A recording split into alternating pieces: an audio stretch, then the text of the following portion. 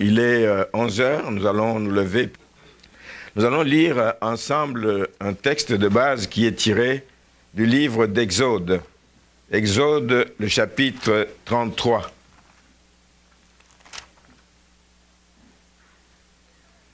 Exode 33, nous allons lire quelques versets à partir du verset 7.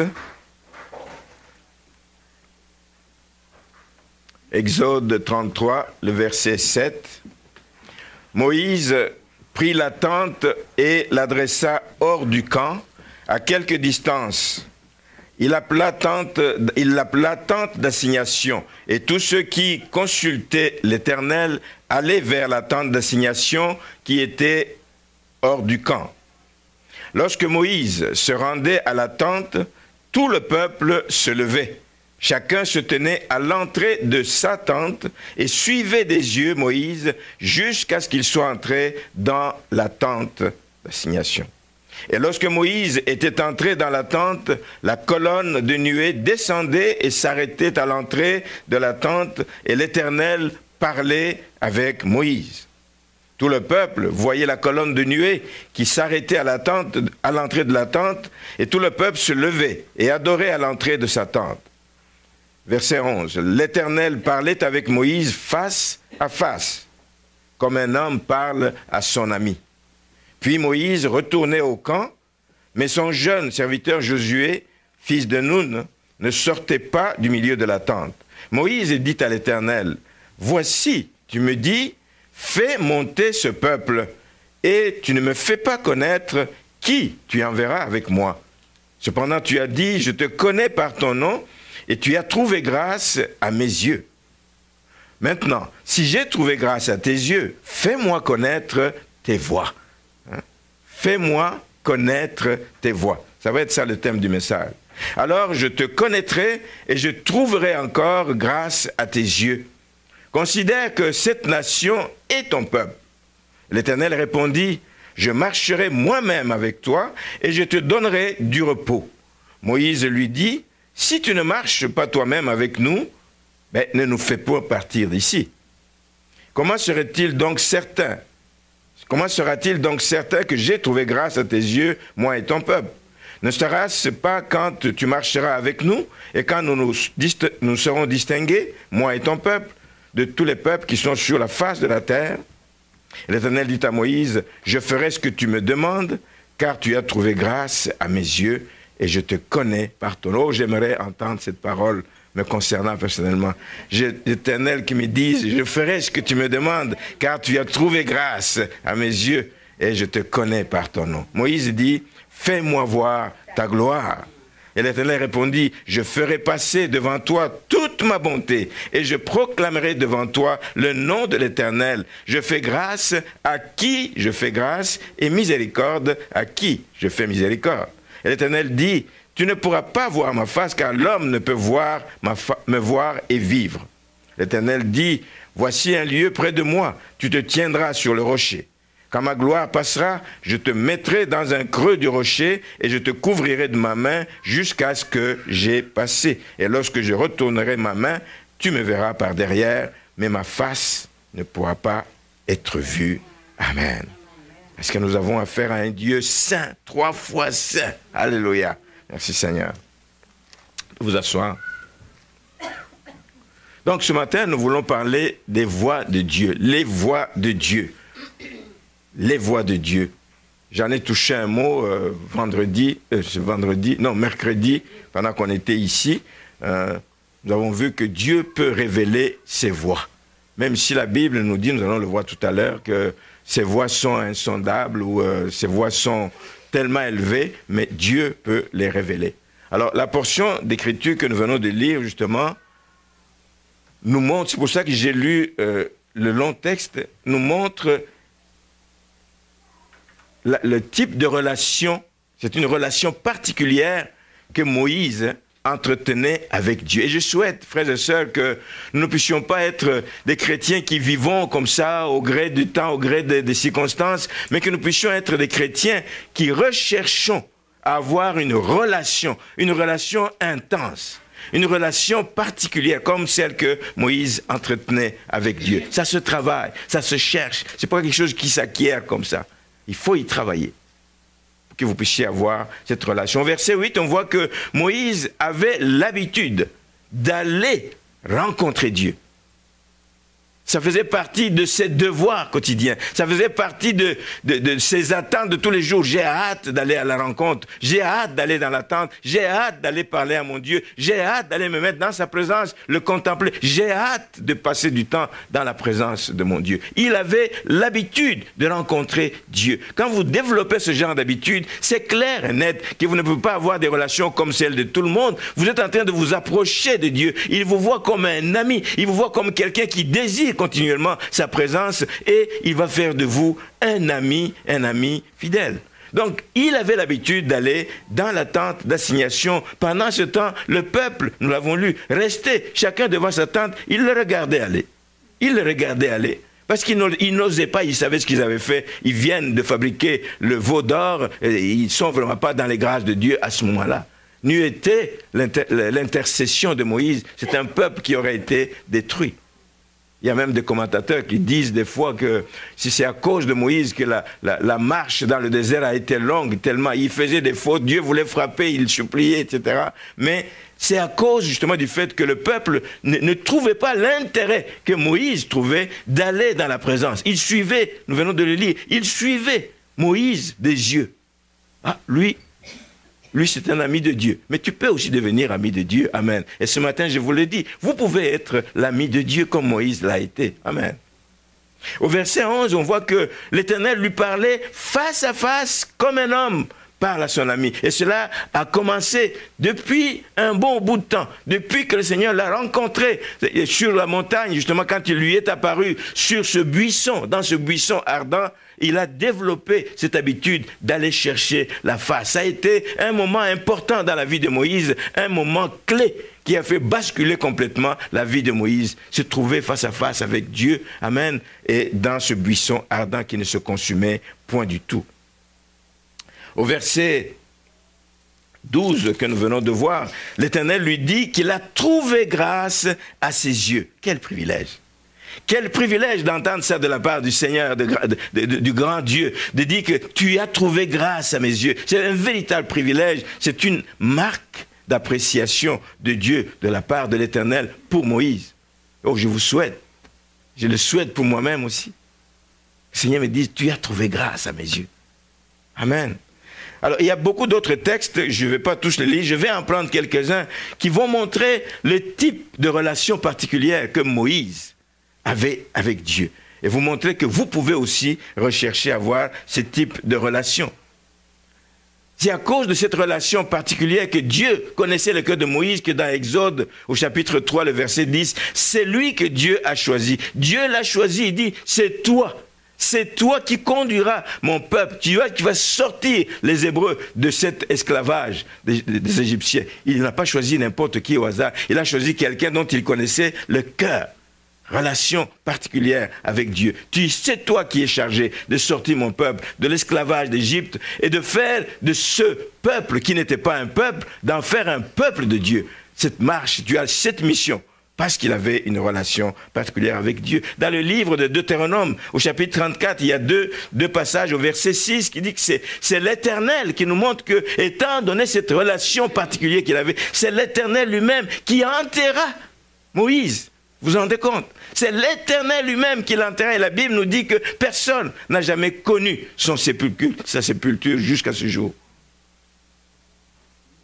Relation particulière. Relation particulière. Dans le livre de Deutéronome, toujours au verset 34, chapitre 34, verset 10 à 11, il n'a plus paru, nous dit qu'il n'a plus paru. Après Moïse, il n'a plus paru en Israël de prophète semblable à Moïse. Et c'est vrai, parce qu'il n'y a pas beaucoup de personnes dans la Bible que nous entendons qui aient exercé une telle influence auprès du peuple d'Israël. Moïse est particulier dans tous les cas, il a exercé une influence extraordinaire, il a laissé ses marques parce qu'il avait une relation particulière avec Dieu. Alors cette influence se remarque, et on peut la lire, on la voit dans des déclarations qui sont étonnantes. Je voudrais qu'on lise 2 déclarations dans le livre d'Exode au chapitre 14.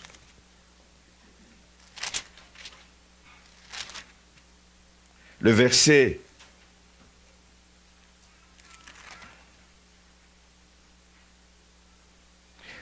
31 dit, c'est au moment de la délivrance d'Israël de la main des Égyptiens, le verset 31 dit qu'Israël vit.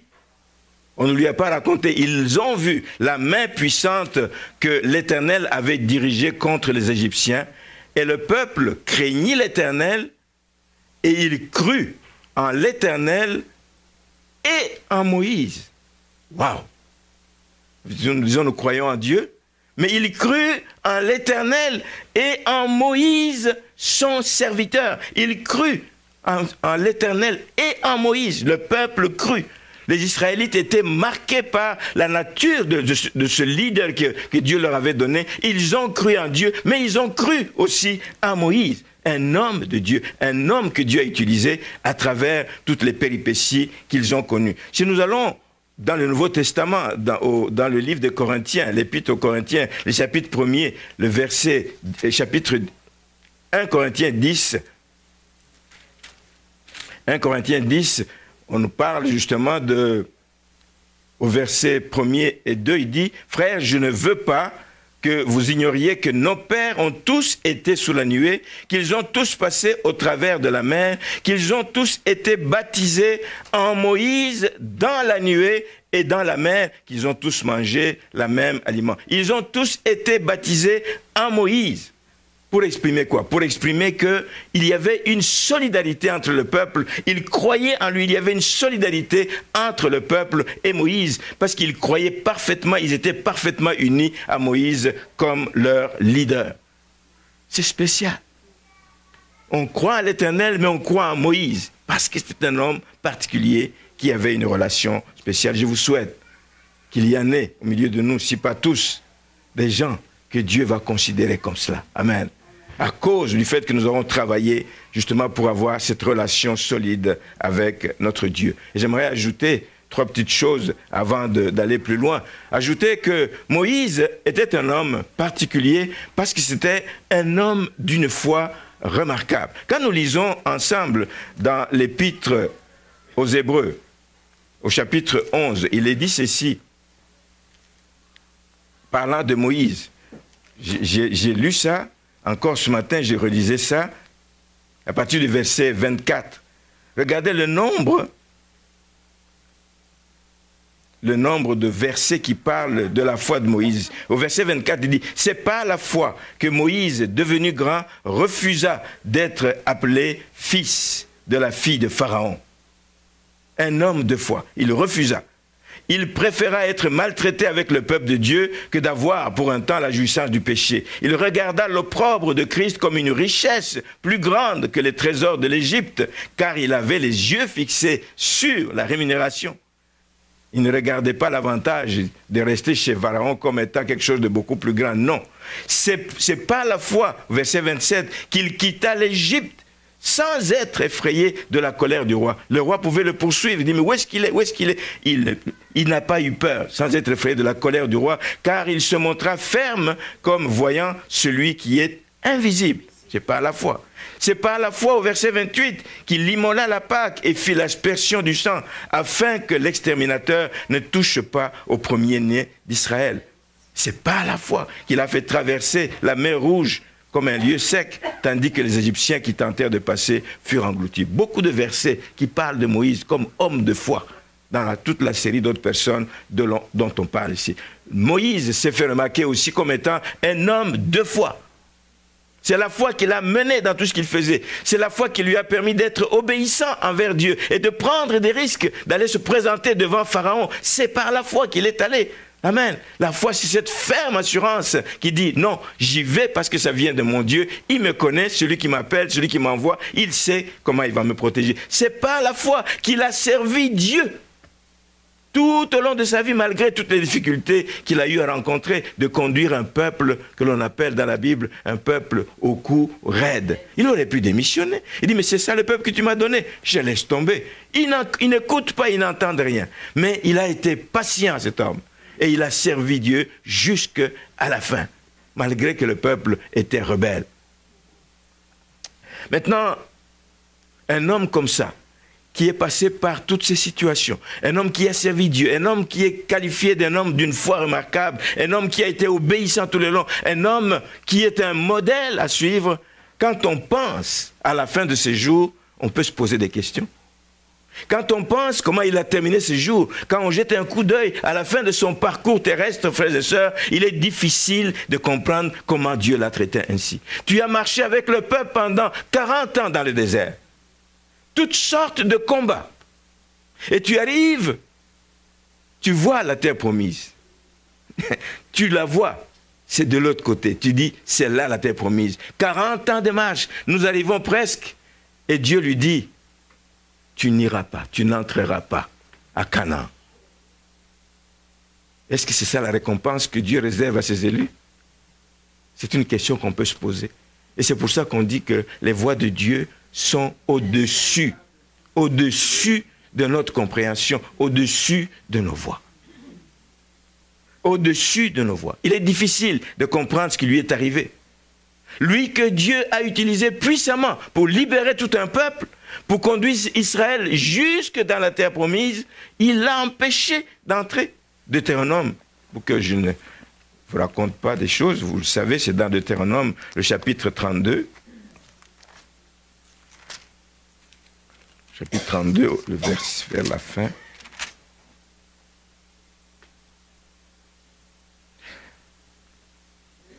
À partir du verset 48, ce même jour, l'Éternel parla à Moïse et dit, « Monte sur cette montagne d'Abarim, sur le mont Nebo, au pays de Moab, vis-à-vis de Jéricho, et regarde, regarde le pays de Canaan que je donne en propriété aux enfants d'Israël. » Il dit, tu mourras sur la montagne où tu vas monter et tu seras recueilli auprès de ton peuple comme Aaron, ton frère, est mort sur la montagne de Hor et a été recueilli auprès de son peuple parce que vous avez péché contre moi au milieu des enfants d'Israël près des eaux de Mériba à Kadesh dans le désert de Tsin et que vous ne m'avez pas sanctifié au milieu des enfants d'Israël.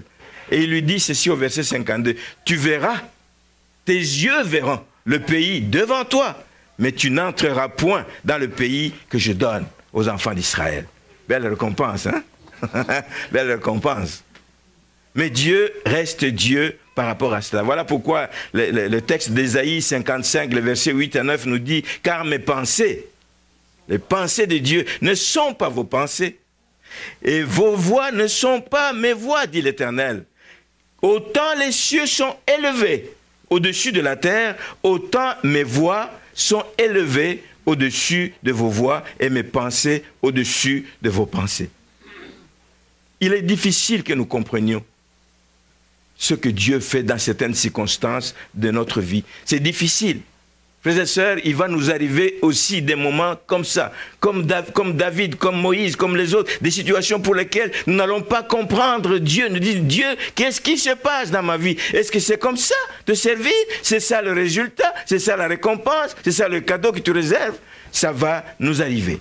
Mais ce que j'aime, moi, dans l'attitude de Moïse là-dedans, c'est que Moïse s'est soumis à Dieu. On ne voit nulle part où il a commencé à se plaindre. Non, il n'a pas demandé des explications à Dieu. Il connaissait Dieu, il savait que Dieu était souverain, mais il ne regrette pas du tout ce qu'il a fait pendant 40 ans. Ce que j'ai fait, je l'ai fait, c'est pour toi que je l'ai fait. Tu connais ma vie, c'est toi qui tiens ma vie en tes mains, c'est toi qui décides de mon destin, parce que mon destin est entre tes mains. Moïse n'a pas commencé à maugréer, Moïse n'a pas commencé à demander des explications.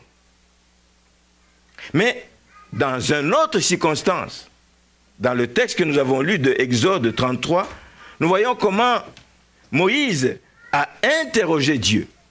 Il a interrogé Dieu qui lui demande, il dit, fais-moi connaître tes voies. Tu me demandes de conduire ce peuple, mais je le conduis, qui va passer avec moi, qui va partir avec moi? Fais-moi connaître tes voies. Fais-moi connaître tes voies, ça veut dire, fais-moi connaître tes desseins. Quels sont tes desseins? D-E-S-S-E-I-N-S. Hein? Fais-moi connaître tes desseins. Fais-moi connaître tes intentions pour ce peuple. Je ne veux pas aller comme ça à l'aventure. À ce moment-là, il veut connaître les voies de Dieu. Amen. Et c'est ici que je veux tirer une leçon ce matin. Je veux tirer une leçon pour dire que les textes que nous lisons nous disent que les pensées de Dieu sont élevées, très élevées. Les voies sont différentes des nôtres. Mais les voies de Dieu peuvent être élevées au-dessus de notre compréhension, mais elles ne sont pas inaccessibles, frères et sœurs. On peut connaître les voies de Dieu si on est ami de Dieu, si on est attaché à lui, si on connaît son cœur, si on a l'habitude de parler avec lui, de communiquer avec lui, on peut connaître les voies de Dieu parce que Dieu révèle ses voies à ses élus, à ceux qui l'aiment, à ceux qui sont ses amis. Voulez-vous connaître les voies de Dieu? Soyez amis de Dieu. Soyez amis de Dieu. Et parfois nous marchons comme des gens qui ne savons pas où nous allons, mais Dieu veut bien nous révéler des choses qui sont cachées, qui sont difficiles à comprendre dans nos vies, parce qu'il nous arrive. Mais il attend que des hommes et des femmes le cherchent. Il attend que des hommes et des femmes l'interrogent. Non pas qu'il est redevable vis-à-vis de nous, non pas qu'à tous les coups nous lui disons « je veux savoir ceci, il va te le dire ». Non, il est souverain. Mais il y a des moments où Dieu va te révéler ses volontés, ses voies, en tout cas vers où il veut diriger ta vie. Nous lisons un texte qui nous confirme cela dans le psaume 103. Le psaume 103, on va lire un verset, le verset 7, c'est David, donc un hymne de louange, mais qui parle de ce qui est arrivé à Moïse. Justement, il dit au verset 7, « Il a manifesté, l'Éternel a manifesté ses voies à Moïse et ses œuvres aux enfants d'Israël. » Mais il y a une différence, vous le comprenez. Il aurait pu dire, il a manifesté ses voies à Moïse et aux enfants d'Israël.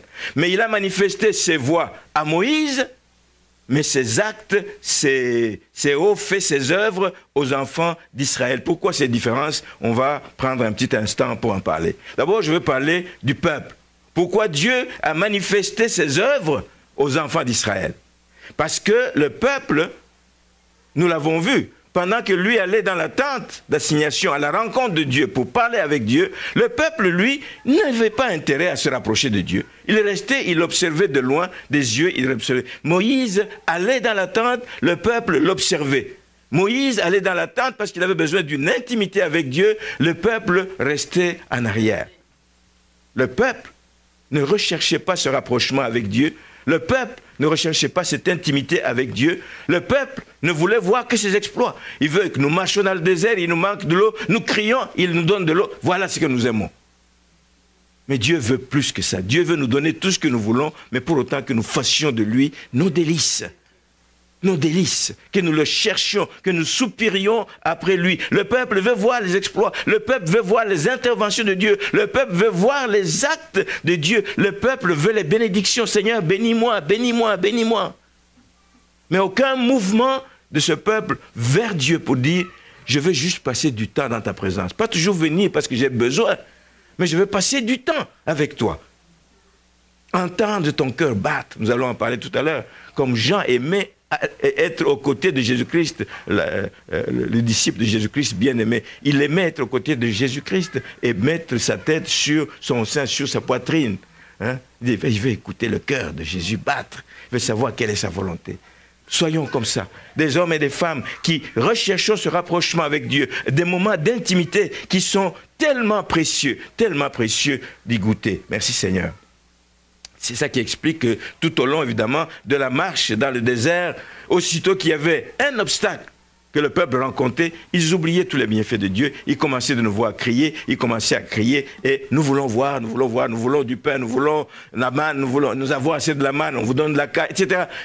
Dieu reste Dieu, mais il nous appartient à nous de faire un effort pour nous approcher et pas nous révolter chaque fois que nous demandons quelque chose que nous ne l'avons pas, mais ayons plutôt l'habitude de recourir, de trouver du plaisir à passer du temps dans le temps de Dieu. Et je suis sûr que ce qui est arrivé au peuple d'Israël nous arrive à nous aussi de temps en temps. Nous voulons, Dieu, ça fait longtemps que tu ne m'as pas béni. Regarde, tu ne vois pas la situation dans laquelle je suis. Cherche la face de Dieu. Garde silence devant la présence de Dieu. Ça fait du bien par moment. Amen. Et Dieu peut te révéler des choses que tu ne peux pas comprendre quand tu es excité à gauche, à droite. Dieu peut te révéler des choses. Amen. Voici quelle était la position de ce peuple. Alors, je vous exhorte ce matin, frères et sœurs, à ne pas chercher Dieu, à ne pas suivre Dieu juste pour les bénéfices. Ne cherchez pas Dieu juste pour qu'il vous bénisse. Non, cherchez-le parce que vous l'aimez. Cherchez-le parce qu'il fait beau d'être dans sa présence. Il est bon de le contempler. Il est bon de garder silence devant lui. Amen. Cherchez Dieu juste pas pour les bénéfices. Il nous donne, quand il nous donne, et le jour où il ne nous donne pas, nous ne devons pas nous rebeller. Le jour où il ne répond pas à nos attentes, nous ne devons pas nous rebeller. Nous ne devons pas abandonner. Oh, ben, ça fait longtemps que j'attends, je n'ai pas reçu, je m'en vais. Abandonner. Nous ne sommes pas de ceux qui se retirent. Cherchons Dieu, frères et sœurs. Même si les choses que nous demandons n'arrivent pas dans le timing que nous voulons. Hein? On dit souvent que nous sommes une génération micro-ondes. On veut, tu prends quelque chose sur ton plat, tu mets dedans tout de suite, tu chauffes, tu manges et puis tu pars. Pas avec Dieu. Pas avec Dieu. Amen. Sachez que Dieu n'est pas manipulable. Dieu n'est pas une marionnette qu'on actionne avec des boutons ou des trucs comme ça. Dieu n'est pas comme ça. Dieu est souverain. Il nous aime, mais il reste souverain. Il donne quand c'est le temps de donner. Amen. Retenons cela. Dieu n'est pas soumis au raisonnement de l'être humain. Dieu n'est pas soumis, ses calculs ne sont pas les calculs de l'être humain. Il sait, il connaît toutes choses, il sait quand c'est bon de donner, quand ce n'est pas encore le temps de donner. Alors puissions-nous attendre patiemment la grâce de Dieu. Amen. Nous avons dit qu'il a manifesté ses voies à Moïse. Mais il a manifesté ses œuvres aux enfants d'Israël. À Moïse, pourquoi il a manifesté ses voies? C'est simple. Parce que lui n'a pas cessé, nous l'avons dit depuis un temps, n'a pas cessé de s'approcher de Dieu. Il voulait être dans la présence de Dieu pour l'aimer de plus en plus. Chez lui, c'était toujours aller de l'avant, ajouter, ajouter. Je vais ajouter à l'amour que j'avais pour Dieu. Je vais ajouter du temps à la présence que je consacrais à passer avec Dieu. Je vais ajouter du temps dans la prière. Je vais ajouter du temps dans l'écoute. Je vais ajouter du temps dans la méditation de la parole. Tout ça, c'est là qu'on rencontre Dieu. C'est des moments où on rencontre Dieu. Moïse était comme ça. Il en voulait plus expérimenter son amour, davantage le connaître, davantage lui plaire. Oh, soyons aussi un peuple qui va toujours de l'avant, qui voulons toujours ajouter. Oh, j'ajoute au service que je faisais dans la maison du Seigneur, j'ajoute ça, Seigneur, parce que je t'aime et parce que l'Église en a besoin. Merci, Seigneur. Davantage le connaître, davantage lui plaire. Et Moïse savait que Dieu honore les hommes qui mettent leur foi en lui. Amen. Voilà pourquoi il ne faisait que rechercher l'intimité, une intimité constante avec Dieu. Moïse, dans le texte que nous avons lu dans Exode 33, les versets 12 et 13, pouvait donc se permettre, parce qu'il vivait ces moments d'intimité, il pouvait se permettre de demander à Dieu de lui révéler ses voies. Seigneur, révèle-moi, tu es mon ami, on communique bien. Tu sais que je t'aime, tu sais que je ne fais rien pour moi, mais je fais tout pour que ta gloire éclate. Tu communiques-moi tes voies, que je ne marche pas comme quelqu'un qui est aveugle, mais indique-moi le chemin à suivre, montre-moi ce que je dois faire dans telle et telle circonstance. Dis-moi quelles sont tes intentions par rapport à cette mission que tu m'as confiée. Oui, tu me confies de conduire ce peuple. Il le fait dans Exode 33, chapitre 1er. Il le choisit, c'est toi qui vas conduire mon peuple. Mais je vais le conduire comment? Et les questions qu'il lui pose, il dit, mais fais-moi connaître tes voies. Fais-moi connaître tes voies. Je veux être certain, mon Dieu. Je veux être certain que j'ai trouvé grâce à tes yeux. Pas juste imaginer, il dit, mais puisque je suis continuellement dans la présence du Seigneur, j'ai trouvé grâce. Non, je veux l'entendre. J'ai trouvé grâce à tes yeux. Je veux être certain. Je veux que tu me montres ta gloire, dit-il. Il l'a demandé à Dieu et Dieu le lui a accordé. Merci Seigneur. Nous avons un Dieu qui a des oreilles pour entendre.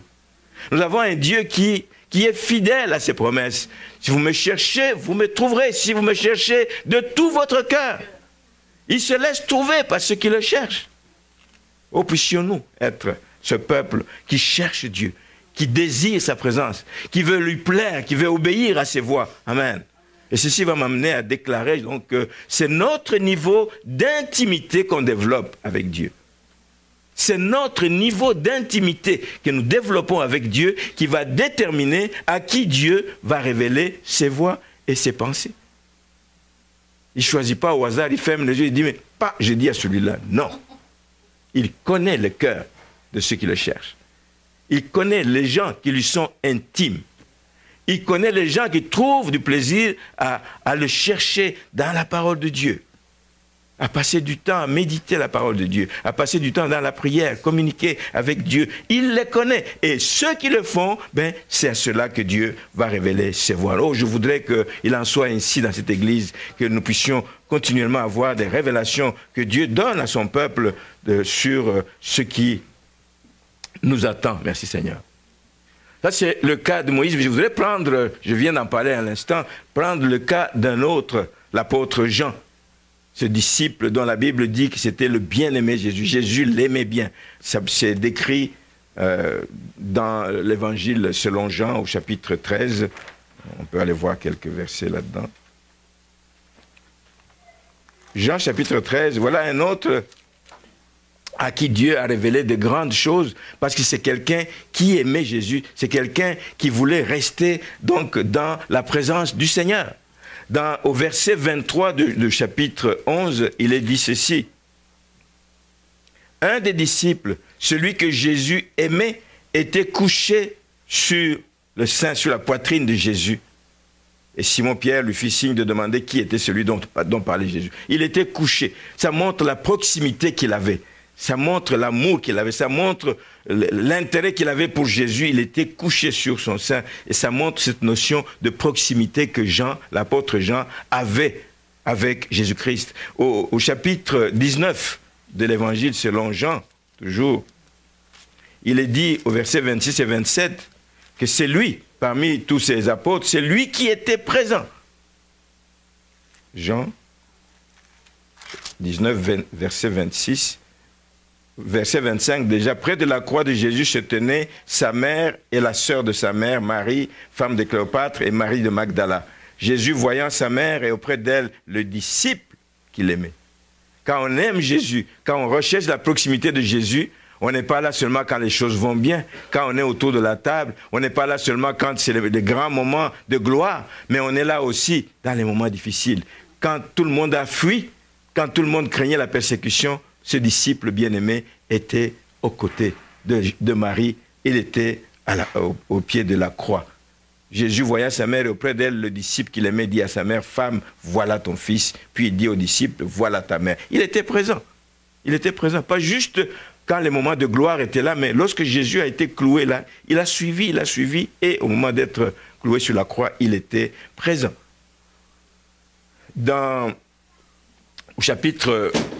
Au chapitre 21,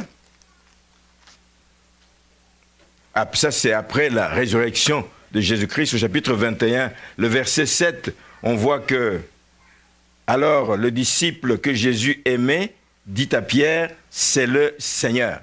Ça c'est quand Jésus apparaît, après sa résurrection, il apparaît à ses disciples quand il était au bord de la mer de Tibériade, mais il a été le premier à dire, oui, il l'a reconnu. Tellement il était proche de lui qu'il l'a reconnu. Il dit, mais oh, alors le disciple que Jésus aimait dit à Pierre, c'est le Seigneur. Les autres se demandaient, c'est qui? C'est quoi? Un revenant ou je ne sais pas quoi là. Mais lui dit, c'est le Seigneur. Et Simon-Pierre, dès qu'il a entendu que c'était le Seigneur, mit son vêtement et sa ceinture, car il était nu, et se jeta dans la mer. Lui, il l'a reconnu avant les autres, parce qu'il était proche de Jésus-Christ. La proximité est importante. C'est avec lui, il faisait partie, Jean, il faisait partie du cercle restreint. Et plusieurs fois dans la Bible, on parle de Pierre, Jacques et Jean, qui étaient en compagnie de Jésus-Christ. Quand il était sur la montagne de transfiguration, on ne va pas aller tous ces textes, quand il était sur la montagne de transfiguration, ben, Jean était là avec Jésus-Christ. Quand il était Donc, à Gethsémani, justement, quand ces derniers moments, un moment de souffrance, Jean était là, la proximité avec le Maître. Et Jean a souffert, comme d'autres apôtres, Jean a souffert. Ce n'est pas parce qu'il était bien-aimé que le Seigneur l'a épargné des souffrances. Il a souffert comme les autres. Il a souffert la persécution. Il a souffert parce qu'il proclamait l'évangile de Jésus-Christ. Et ça lui a valu, vous connaissez l'histoire, que vers la fin de ses jours, il a été relégué à l'île de Patmos en prison. Pas parce que Dieu l'avait oublié, pas parce que Dieu l'avait abandonné, pas parce que Jean avait fait un mal quelconque. Il est relégué parce qu'il voulait le couper et l'empêcher de continuer à parler de l'évangile autour de lui. On croit qu'on le met à part. On le met à part et il va être oublié, il va se calmer là-bas. Mais ces gens l'ont fait en oubliant que là où il est, n'importe où un enfant de Dieu est, pouvait être en communion avec le trône de Dieu. Amen. Tu peux être en prison, tu peux être mis dans un coin, on croit que tu n'es plus capable de rien faire, mais tu peux agir parce que tu as une puissance en toi. Celui qui est en toi est puissant. Amen. Tu peux agir. Et Jean était là, il a pu lever les yeux. On ne pouvait pas l'empêcher de lever les yeux. C'est des yeux de la foi. C'est des yeux de la foi. Même si on mettait un mur, là, il lève les yeux, il voit le Seigneur dans le trône de grâce. Il pouvait le faire. Il a souffert, il a été relégué, mais alors qu'il n'avait pas péché, encore une fois, ça nous montre combien les voies de Dieu ne sont pas nos voies. Tous ces gens qui ont servi, la plupart ont péri. Et il les avait prévenus. S'ils m'ont fait ceci, s'ils m'ont maltraité, mais attendez-vous que vous soyez maltraités aussi. Maintenant, on note que pendant qu'il est exilé justement à l'île de Patmos, dans Apocalypse 1, il dit ceci: moi, Jean, votre frère, qui est part plutôt avec vous à la tribulation, au royaume et à la persévérance en Jésus-Christ, la persévérance. Même quand ça va mal, la persévérance. J'ai pris part à la persévérance en Jésus. J'étais dans l'île appelée Patmos à cause de la parole de Dieu et du témoignage de Jésus. Qu'est-ce qui lui est arrivé à l'île de Patmos? Je fus ravi, je fus saisi par l'Esprit au jour du Seigneur et j'entendis derrière moi une voix forte comme le son d'une trompette. Même en prison, Dieu parla à son serviteur. Il était en communion avec le trône. Il pouvait entendre la douce voix de son Dieu. Pendant qu'il est exilé, même s'il est coupé de tout contact humain autour de lui, personne ne pouvait le couper de l'intimité avec son Dieu. Il a maintenu ça. Même le jour du Seigneur, c'était le dimanche. Hein? On parlait du jour du Seigneur. Après la résurrection, c'était le dimanche. Donc, même le jour du Seigneur, en prison, là où il était, il savait que c'était le temps de louer, d'adorer, de regarder. Et il a été ravi pendant ces moments d'adoration et de louange. Il a été ravi en esprit et Dieu lui a donné la plus grande révélation. Il lui a donné des messages destinés à toutes ces églises de l'époque, des églises en Asie mineure. Et nous connaissons la suite, donc dans le livre d'Apocalypse, écrit ceci à l'église d'Éphèse, écrit à l'église de Smyrne. Il a eu des messages pendant qu'il est en prison. Dans ces moments d'intimité, Dieu lui révèle des choses qu'aucun autre ne savait. Et la plus grande révélation de toutes, la plus importante, qui allait déterminer ce qu'allait devenir la fin des temps, il l'a reçue pendant qu'il est en prison. Amen. Dieu révèle ses voies à ses serviteurs qui lui sont fidèles, à ses serviteurs qui lui sont attachés. Dieu révèle ses voies. Et nous avons reçu des révélations extrêmement importantes, justement, dans le livre d'Apocalypse sur ce que seront les circonstances du retour de Jésus-Christ.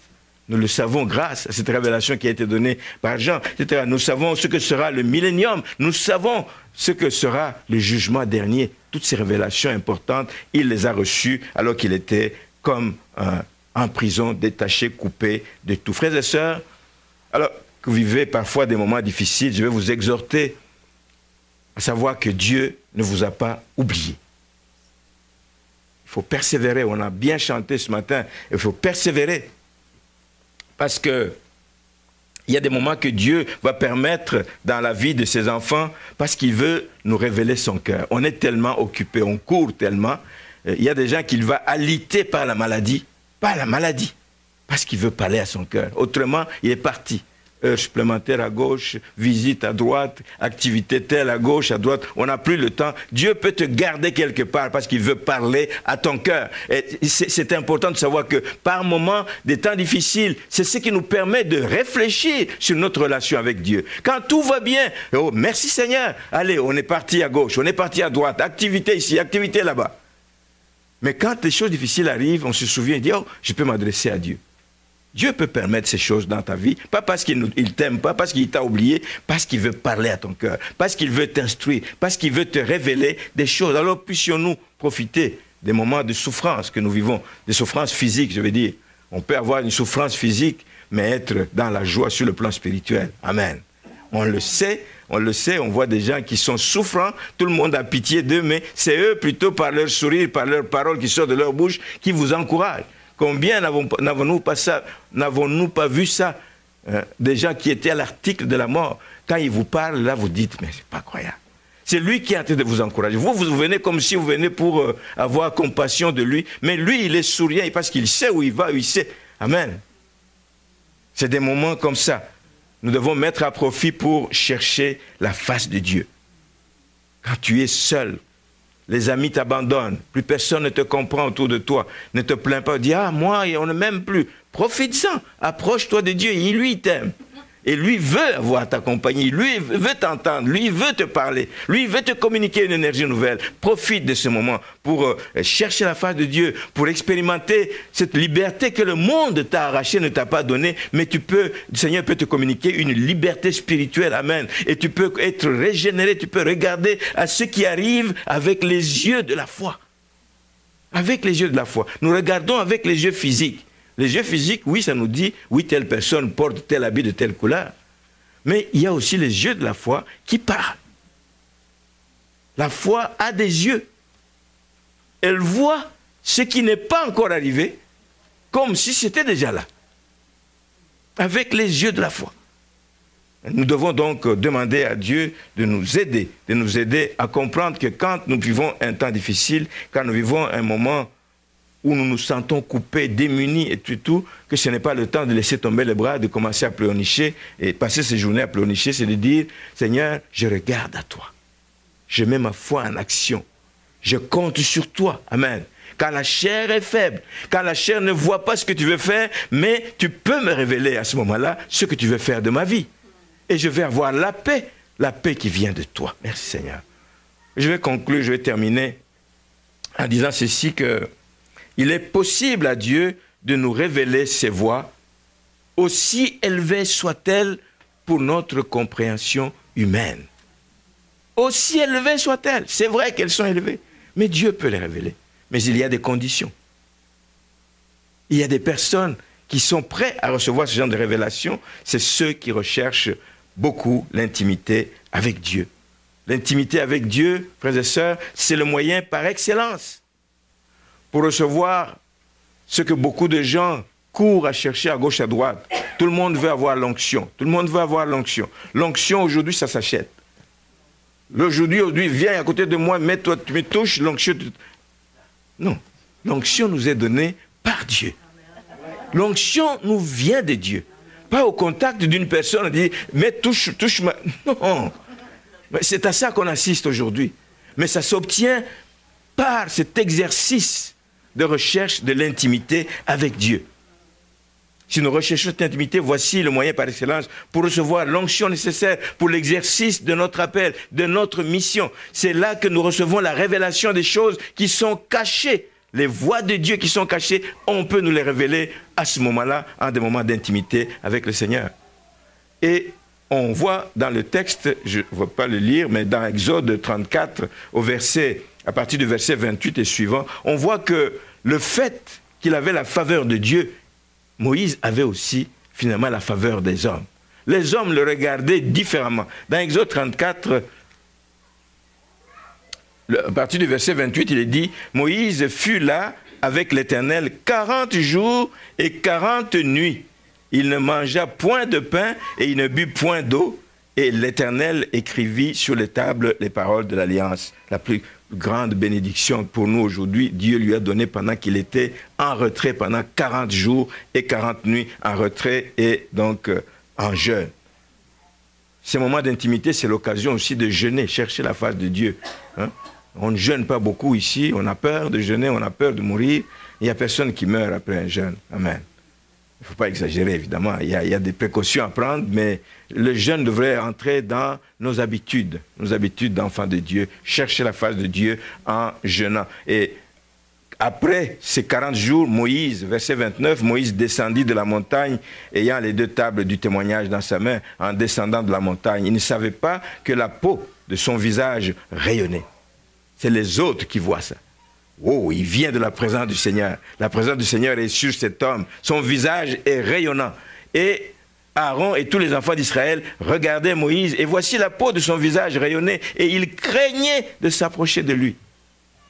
Ils l'ont considéré parce qu'ils ne le voyaient plus de la même façon. Ils le voyaient comme quelqu'un qui a été en contact avec Dieu. Et ils avaient une certaine crainte respectueuse. Ils étaient dociles, ils devenaient dociles à Moïse à cause du rayonnement qu'il y avait sur son visage, qui était le signe de la présence de Dieu dans la vie de cet homme.